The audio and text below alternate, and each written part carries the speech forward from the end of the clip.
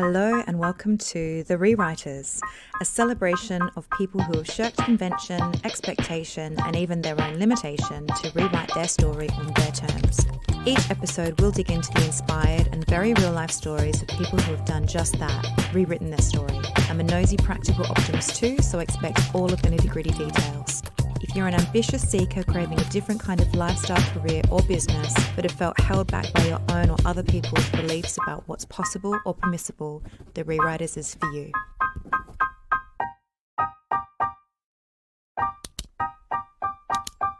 Hi everyone, welcome to The Rewriters. I'm your host and resident rewriter, Monique Shaw. I've got a very simple one for you today, and if you've been listening to my work for some time, this will not be unfamiliar to you. But I was on a call last week or the week before with a corporate client about creating some workshops, and one of the things that I talk about a lot in my work is creating values-led careers, and this wasn't something that she had come across before, and she was really interested in it. And it made me realize, as so often happens in our work, that things that are really obvious to us and really standard and straightforward for us are often new ideas and quite transformational ideas for other people. So consider this episode to be a foundational introduction to transforming the way that you live and work if you're not familiar with creating a values-led career. And if you are, consider this a bit of a refresher. So values are absolutely core to who we are. They are foundational. And when you understand this and when you approach this in a really considered and intentional way, you can completely transform your career. You can completely transform the job that you're in right now. And you can start right now. It is the easiest and the most effective and transformational, powerful way to really change the way things are for you at work and in your life more broadly. So what it means to have a values-led career is making your decisions based on alignment or conflict with your values and making tweaks and adjustments along the way as you go, because our careers, like our lives, are living, moving, breathable things. They're not static, they're not fixed. So what are our values? Our values are, they're the core parts of who we are. They are the things that really drive how we experience and how we see the world. They drive our behavior and our emotional responses to particular situations or things that people say. They can influence our energy and our joy and our satisfaction. And we all have a unique set of values, right? We all have values that are true for us. We may have some values that are in alignment with other people and some values that are in conflict with other people. There may be overlap, there may be complete opposition. But when you think about your values, think about the things that you need in order to feel most content, most safe, most engaged, plugged in, excited, motivated, present, calm, bright. What are the conditions that you need to feel most right, that all things are right with the world and with your world? So one of the examples that one of the exercises that I often give to people is to think of a time at work recently, or maybe it's a significant memory from some time ago, but think about a time at work when you were in a situation, maybe you were in a meeting, on a phone call, at a workshop, and something happened, something was said that created a really strong emotional response in you. Like you felt it in your belly, maybe your chest got really tight, you felt quite hot. And maybe you were able to keep this emotional response to yourself. You kept it in, hopefully. If you're in a professional setting, it's not really cool to lose your temper. But you had this really strong reaction.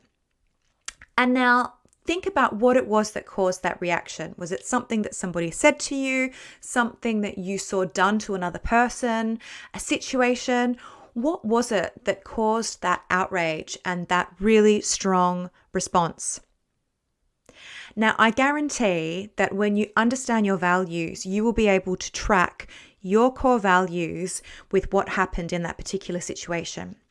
So, for example, one of my strongest memories when I was really outraged about something that happened at work It was around dishonesty. And one of my core values is honesty. Honesty is really important to me. Honesty, I'm sure, is important to most people, but it's of extreme importance to me. So I will have a disproportionate reaction to perceived dishonesty.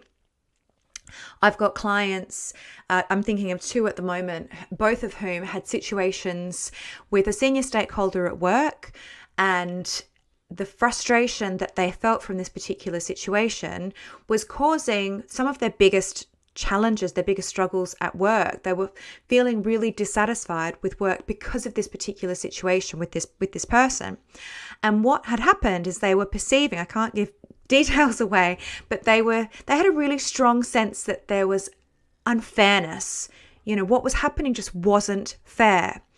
And sure enough, fairness was a core value for both of those clients.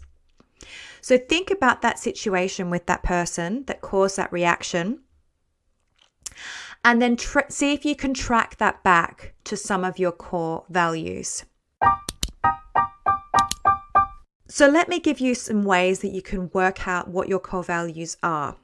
And I've got some worksheets that I use. I will link to that actually. I'll link to my values list exercise in the show notes. So if you're not familiar with your values and you want to go through a more systemized process in order to work them out, check out that link. But basically what you need to do is think about things that are really important to you. Think about traits in other people that you really admire, and also think about traits in other people that you really dislike. There are clues in all of these things as to what your values are. So what's really important to you? What is part of who you are? What is core to your identity? What is fundamental to your well-being and your happiness? What do you really need to feel happy and okay at work? It could be things like learning and development, growth, challenge. You might like risk. You might like change. You might value equity, fairness, integrity, creativity. All of these sorts of things are core values. Now, I'm sure that all of those things are important to most of us, but what you're really looking here is game-changing, kind of show-stopping, non-negotiable stuff. Like if this particular thing is removed, it's going to cause you to be extremely, extremely conflicted, frustrated, and upset. So going back to my honesty example, if honesty it's important to you with a lowercase h, it's important, but it's not going to be the end of the world if you discover that there's been some sort of, white lie or minor deception. Now, it's likely that, that's just a value that many of us have, but it's not a core value of yours. So fairness, for example, is important to me, but I would say fairness is important to me with a lowercase f. It's not going to disrupt the way that I feel in a particular situation or keep me ticking over and thinking about it at night if I perceive some unfairness. So really think about the things that for you are complete showstoppers, okay? And get very, very familiar with them. And if you can, try to get your core values list down to about 3 to 5. I mean, nobody can tell you how many values you are and aren't allowed to have. But if you think about values in terms of what are your core values, what are the headline ones, the most important, that will allow you to have a bit more focus when you think through how to be more values aligned and less values conflicted in the workplace. Once you've identified your core values, you need to then go through a list of questions that I'm going to share with you. And as I said before, if you've listened to my work for a while, you may have gone through this exercise with me already, but this is a really nice opportunity to just do a bit of a check-in. We're halfway through the year now. It's an opportunity to do a check-in and see how you can get more values aligned and less values conflicted in your career for the rest of the year ahead. Okay, so take the first value and ask yourself, how is my work life, my life at work, aligned to this value? And how is my home life aligned to this value?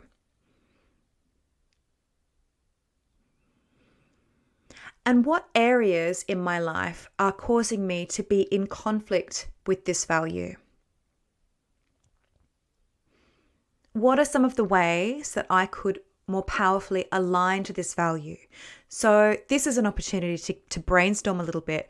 What are all of the ways that I could get into closer alignment with this value at work and or at home? And is there anything stopping you from doing that? What might get in the way? And then finally, how can you take this forward? How can you put it into action? How can you take it out of your head, onto the page, and then off the page into action? So you're actually doing something with it. Now, there's two things I want to share here. First of all, the reason that I've included home life and how aligned your home life is to this value is that you might have a value that you don't actually need your career to fulfill for you. And an example I often share is a client that I worked with who is an accountant, and she works in the regulatory space, and her work isn't particularly colorful and creative. It's quite serious. It's quite rigorous. And, she's somebody that for her, creativity is one of her core values. And she doesn't necessarily get that creativity value fulfilled in her work. However, she bakes, and she does that really intricate baking, sort of British bake-off style baking. This is not a cake mix, just add water kind of girl. She does proper artisan, artistic, creative, scientific cake making, the stuff that I just cannot do. She also loves makeup. She has a really extensive makeup collection. She loves watching makeup tutorials. She has amazing makeup, and she will dress her face for the day. She experiments with hair color. She experiments with clothes. She lives a really creative life. And she's an accountant in the regulatory space, and creativity is one of her values, and it's a value that is very much fulfilled. Okay, so that was one point that I wanted to make. You don't have to fulfill all of your values at work. And the second thing is, you don't have to fulfill all of your values all of the time at work. We just don't operate in that kind of world where we are, in complete alignment with all people at all times, and we work in office spaces or home offices where everything is in complete alignment and nothing can challenge or conflict our values. That just isn't reality, and we can't strive for conditions where we operate in complete harmony all the time, okay? Conflict happens, differences of opinions happen, differences of values happen, and that's okay. The goal here isn't to remove any chance for values conflict. It's to reduce it where you can. So look at the 80-20 principle. If you're working in an environment where 80% of the time you are in conflict with your values and only 20% of the time you're in alignment, that is going to make for a really exhausting, demotivating way of working, and it's probably going to lead to you wanting to resign, certainly feeling disengaged and disconnected from your work, perhaps on a fast train to burnout. Flip that around and imagine you are 80% of the time you're in great alignment with your values. Your needs are getting met. But 20% of the time there's some conflict going on. They are percentages and weightings that you can manage, that you can live with. So you're aiming to increase the amount of alignment that you have and find really practical, tangible ways to do that and reduce the amount of conflict that you have. And I do really believe that you can do this most of the time in the job that you already have. If you're working in an environment where it's just not possible to minimize the amount of conflict that you are experiencing with your values day in, day out, then that's when it might be time to think about looking at different opportunities in a different team, in a different project, in a different organization, perhaps in a different career entirely. But only you can decide that. For now, try to cultivate excellent values dialogue with yourself. If you're able to have that dialogue with yourself, when you can recognize a conflict that's happening, and you can recognize when you might need to remove yourself from a situation or not have as much to do with a particular colleague, or have a little bit of empathy for a colleague or some neutrality in your responses because you understand that really what's happening is a conflict of values. It's not that they're a bad person and you're a good person. There's just a conflict going on there. It just gives you an opportunity to create a little bit of emotional distance between situations and people that might challenge you and how you respond to them and feel about them. Now, I want to give you another really practical example here, and this is an example that I use all the time when I try to bring this values-led career work to life. And it's a client that I worked with on my Rewrite Your Career Story program. And she was in the middle of the program. Values is one of the first things we do. She was in the middle of the program, so she had already done her values work. She had absolute clarity about what her values were. And she found herself in a meeting talking to a client, and that client said something to her that was in extreme conflict with her values. And she felt that physical reaction in her body, but she immediately recognized what was going on. And as a result of that, she was able to take some intentional action going forward. So she was a management consultant.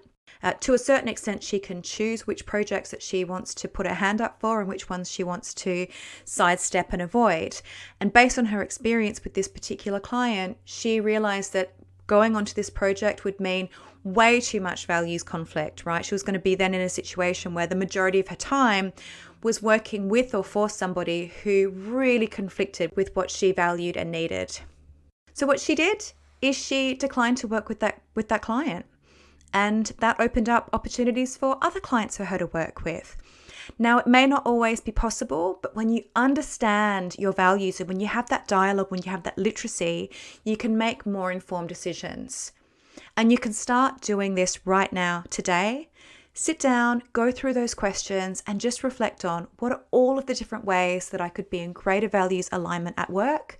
What are all of the different ways that I could reduce values conflict, or what are some of the situations or people in my environment at the moment that are causing a challenge with my values, and how can I reduce that?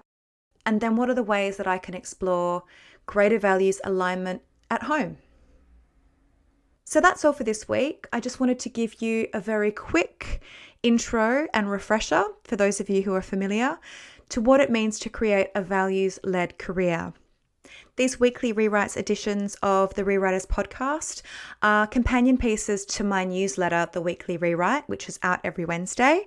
And within that, I link to an article where I talk about this very topic. And I also share different tools and resources to help you create a work life that actually works for you.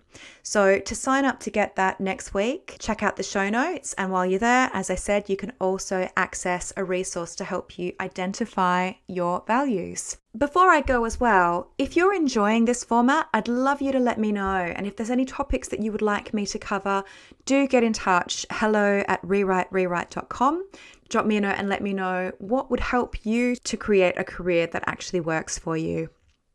Have an awesome week ahead, and I'll speak to you soon. Bye. The Rewriters is produced, written and presented by Monique Shaw, original artwork by Kiana Perry, and original music by DJ Cinnamon.